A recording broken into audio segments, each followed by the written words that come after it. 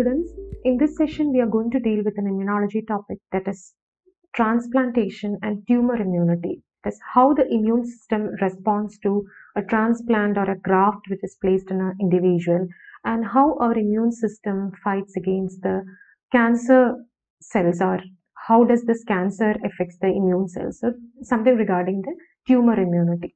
So transplantation is basically defined as a process of taking an organ or living tissue, that is what is called as transplant or graft, and implanting it in another part of the body or in another person, another body. So a transplant or graft can be placed in a different part or in of the same individual, or it can be taken from one individual and placed in another individual, and that's what is called as transplant. So why you have to do transplant or graft? This is for replacement of the diseased tissue. We know in case of renal failure, we go for a renal transplant. In case of chronic liver disease, you have to look for a liver transplant. So we know there is a donor and recipient. The donor is the person from whom we take the graft, and recipient is the diseased person in whom we implant the graft. So that is what is called as transplant or graft. Transplantation is that process. So based on the type of individuals we choose as donors and recipients, we have different types of transplants. So when you say autograft, auto means self, no, our own. Auto means self. So if you have the graft taken from the same individual, the very example is a skin graft we do for, in many cases of in surgery, we do skin grafting in plastic surgery. So why you need to do skin graft? You take skin from the same person. You harvest the skin from a different part of the same person and you graft that in a different place, which is the diseased area. So that is called as autograft. So autograft means the same individual. Now isograft is something else. Iso means it is genetically identical individuals are chosen as. So we take a donor, a recipient is a deceased person who needs a transplant or a graft which is harvested from a donor who is genetically identical to the deceased person. So when can we get an exact genetic constitution of the same of individuals? You have to choose an identical twin. So it is possible only if that person is having an identical twin. So if the donor and recipient is having the same genetic constitution, you have to go for identical twins, and that is called as isograft or syngenic graft. Now we have allograft, that is the most common graft we have to use in transplantation. So graft between two non-identical members of the same species. So in most of the case of a liver transplant or a renal transplant, you take graft from a genetically related person, but they may not be genetically identical. It can be identical only if it's an identical twins. Otherwise, you have to receive from your sibling or from your parent or your daughter's son. That is because that is a kind of allograft because they are genetically non-identical. So that is what is called as allograft, and that is the most common method of graft. Then there is another thing called xenograft, which is not done because there is very high chance of rejection. There is graft between different members. You are taking an animal graft, that means it's a xenograft. Xeno means entirely different. So auto means self, same individual. Iso means identical twin. And allograft means you take it from a different member of the same species who is genetically non-identical. And xenograft means different species, which is not done. So the problem with allograft is allograft rejection. We are always worried about the graft rejection in case of any transplant surgeries. So the problem is our immune cells will recognize the graft as a foreign thing. And how we can avoid this is we have to do a very good matching. You have to find a highly matched donor. And this can be possible only in very rare instances. To get everything identical, to get all the antigens identical, it's very difficult. But we look for the maximum identical, maximum matching possible. We look for the maximum kind of matching possible, mainly for the major histocompatibility antigens. So we have the blood group antigens and the major histocompatibility antigens, MHC, HLA, those are the important antigens in transplant. So if those antigens, we try to make all those antigens almost matched between the donor and recipient, so there is less chance of graft rejection. But even if we go for maximum matching, there can be some minor antigens which will lead to graft rejection and immunological reaction. So what is graft rejection? Allograft rejection, it is the rejection of the graft by the recipient. Allograft, you take it from a genetically non-identical member of the same species. So we have two sets of response in allograft rejection. You call it as first set response and second set response. So what you do, you can see this is a donor and this is the recipient. You're taking the graft from the donor, and the recipient, what they're doing, their immune cells recognize this graft as foreign and they are mounting an immune response against this graft. That is what is called as graft rejection or immunological reaction against the graft. This can happen in two sets. So what is meant by the first set responses? When you're doing a graft or a transplant for the first time, in the first 2 to 3 days, the graft gets vascularized by the host vessels will vascularize this graft and it appears to be accepted initially. But then by the fourth day, what happens is it will be invaded by the lymphocytes and macrophages. Now they are coming to recognize some antigens which are present in the graft, which is entirely foreign to their system. So they will bring all the inflammatory cells to the site and it will start inflammation. Then what happened, due to this inflammation and the cytokines mediators released, it will be producing thrombosis and in the minor vessels, which will lead to diminished vascularity. When there is thrombosis in the graft vessels, the vascularity to the graft will reduce and this will lead to ischemic necrosis of the graft, and the graft will be rejected. If it's a skin graft, it will be shed off. If it's another organ graft like a renal or liver, you can see the parameters will be becoming abnormal and the patient will be going in trouble. The patient will be becoming bad. No, this is because of the ischemic necrosis. You can again see the signs of the organ failure. So this happens, and by 10th day the graft sloughs out. This is what happened in a first set response. In the same patient, if you are doing a graft, when a second allograft from the same donor is applied on a sensitized recipient, note the point sensitized. We know once a recipient is sensitized with a particular antigen, second time when the same antigen is encountered, the immune response will be faster because of the memory of the immune cells.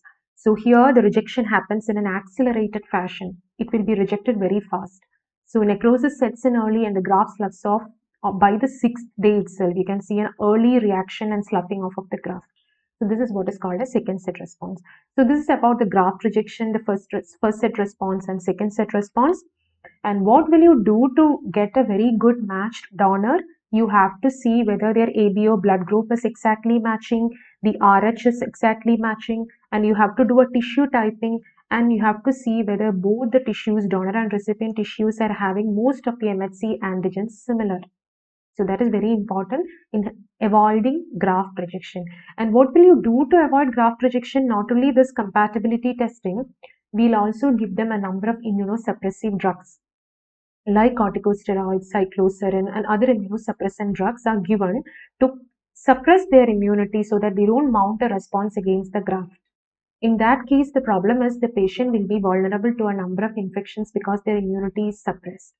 Now, there is another condition called graft versus host disease. So, this can also be asked as a question, GVHD. This is a reverse of graft rejection. You know what happened? When there is a donor and a recipient, the tissue is being taken from the donor. This is the graft tissue, and this is implanted into the recipient.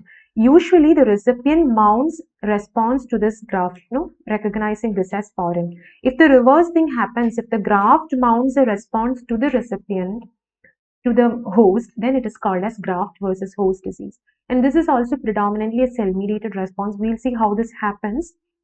This happens when the graft contains immunocompetent T lymphocytes. So the graft is placed in a recipient and the graft is containing immunocompetent T cells by itself. This most commonly happens in case of bone marrow transplant, because bone marrow transplant there will be immunocompetent cells present, hematopoietic stem cells will be present. So in bone marrow transplant there is high chance. So the graft contains immunocompetent T lymphocytes. Recipient possesses HLA antigens that are absent in the graft. So when the graft T lymphocytes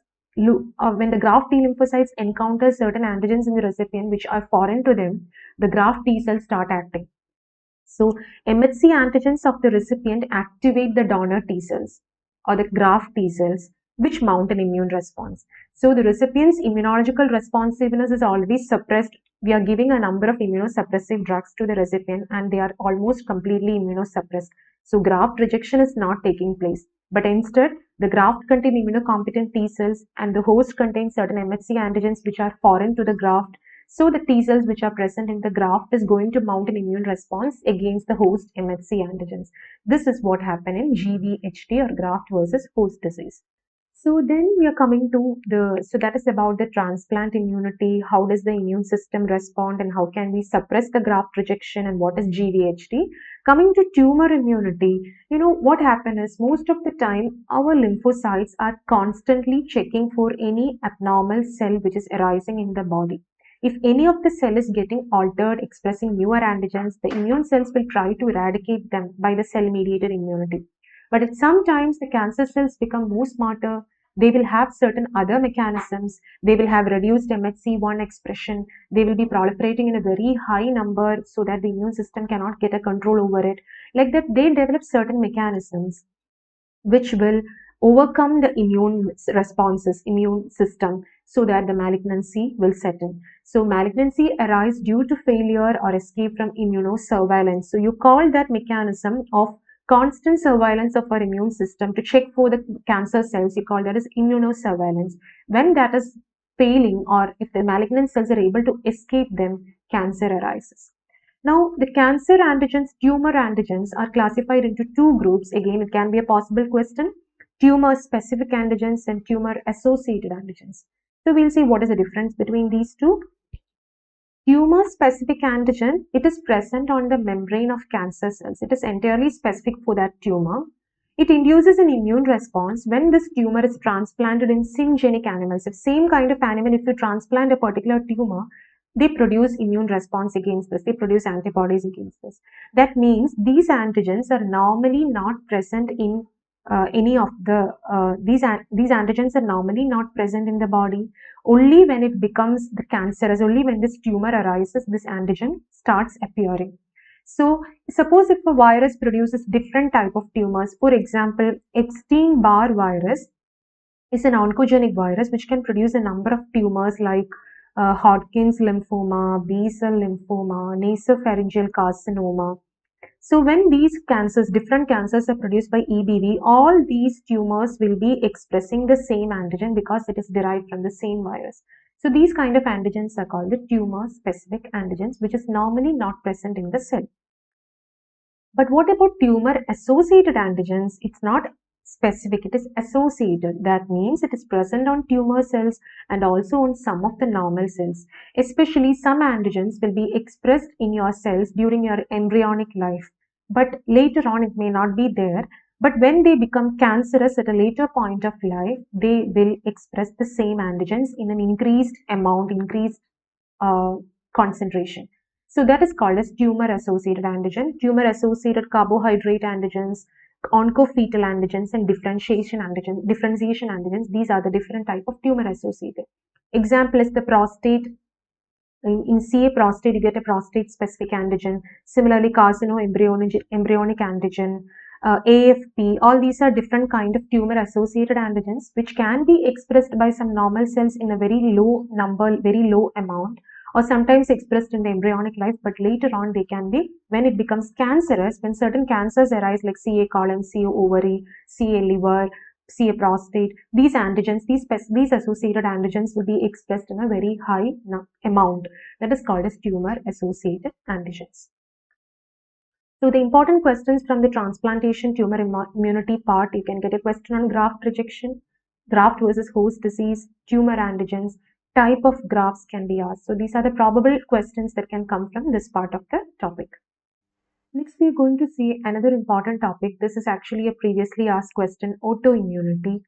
So we'll see the definition and the mechanisms of autoimmunity. That was what was asked in the previous university question papers. So from the term autoimmunity, you will know what is autoimmunity, immunity against the self.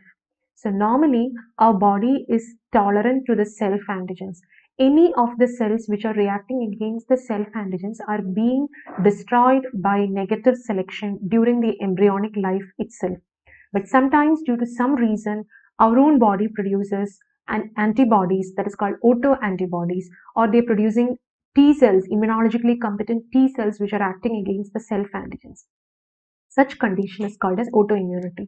So a condition in which the body produces autoantibodies and immunologically competent T lymphocytes against its own tissues, leading to structural or functional damage of the tissues is what is called as autoimmunity. So it is just production of immunocompetent cells and autoantibodies against our own tissue causing tissue damage is what is called as autoimmunity. So what are the examples of autoimmune disorders? The very common condition we are all familiar with is SLE, systemic lupus erythematosus. It's a systemic autoimmune disorder. Similarly, there can be other conditions like rheumatoid arthritis. This is because of production of autoantibodies against our own joint antigens. Myasthenia gravis, again, autoantibodies are produced against the acetylcholine receptors. Autoimmune hemolytic anemia, antibodies produced against our own RBC antigens. So these are all examples of autoimmune disorders. And you should know why these disorders arise. Why autoimmunity? We have different mechanisms. Some of the mechanisms, we call them as actually theories. They are not much sure about autoimmunity mechanisms. But we have postulated certain theories which are the possible mechanisms for autoimmunity. And one very important theory is about the hidden or sequestered antigens. This means certain antigens like the proteins in your lens, the lens protein, similarly the spermatozoa, these antigens are actually hidden or sequestered. That means they are not exposed to the immune apparatus during the embryonic life. They are put in a closed system. For example, the lens proteins are enclosed in the lens capsule. It's not exposed to your circulation. It's not exposed to your immune cells normally. So our immune cells haven't seen these antigens, so they don't know they are the self antigens.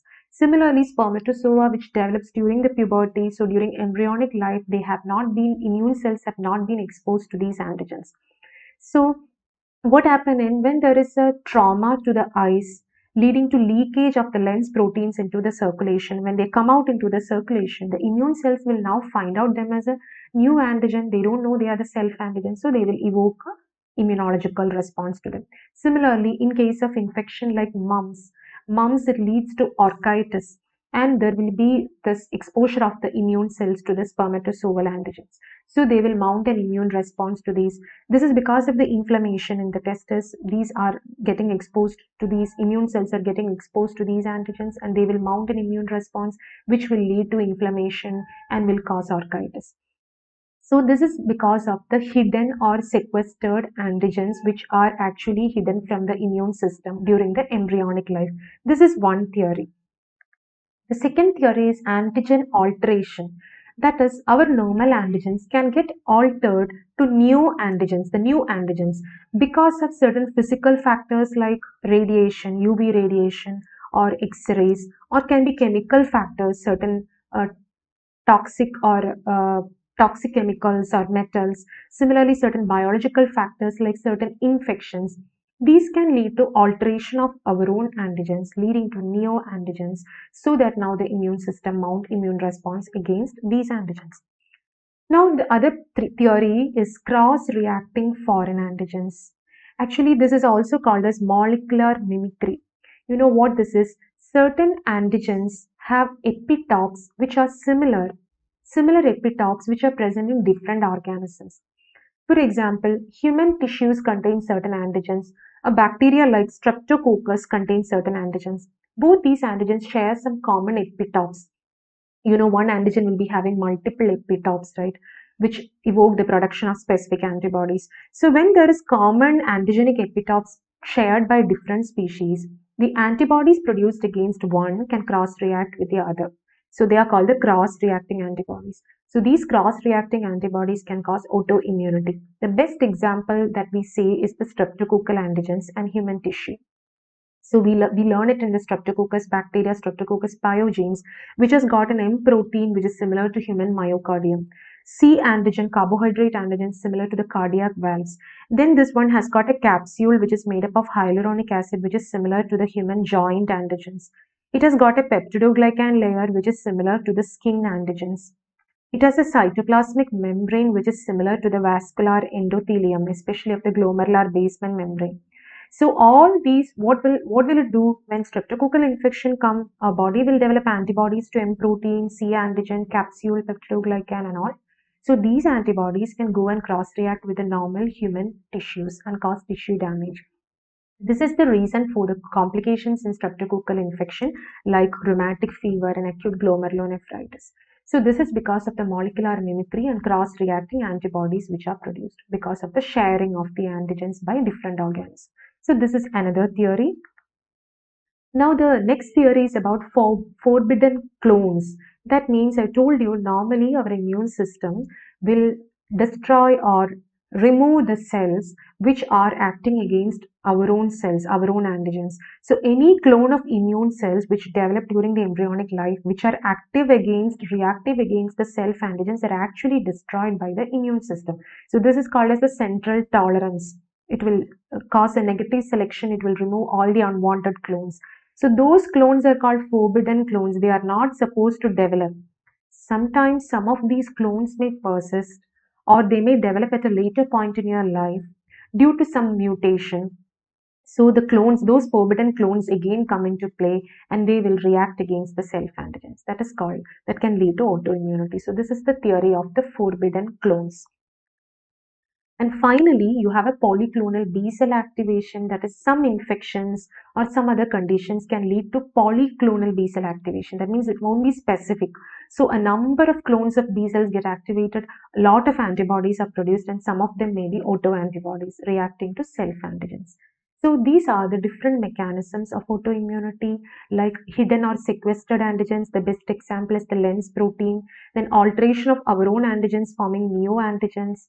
Then there is forbidden clones which may persist or develop later, or it can be due to cross-reacting antigens or molecular mimicry, and sometimes it can be polyclonal B cell activation.